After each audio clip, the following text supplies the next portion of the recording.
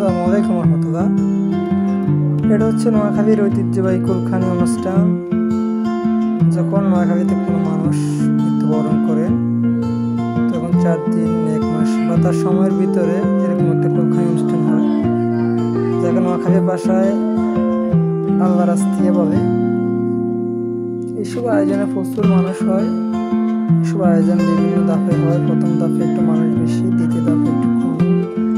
সর্বপ্রথম মহিলা মেহমান দ্বারা আয়োজন শুরু হয় এবং ধাপে ধাপে বিভিন্ন স্তরে 2-3 ভাগে পুরুষ খাওয়ানোর মাধ্যমে এসব দাওয়াতের কাজ সম্পূর্ণ হয়।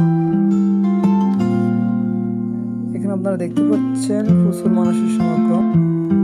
এই সকল দাওয়াতে বেশি মানুষ হওয়ার প্রধান একটা কারণ হচ্ছে এই সকল দাওয়াতে কোনো বড় ছোট গরিব বড়লোক তা বিচার করা হয় না, সকলকে সমানভাবে দাওয়াত দেওয়া হয়, যার কারণে সবাই এক শ্রেণীতে এসে দাওয়াতে অংশগ্রহণ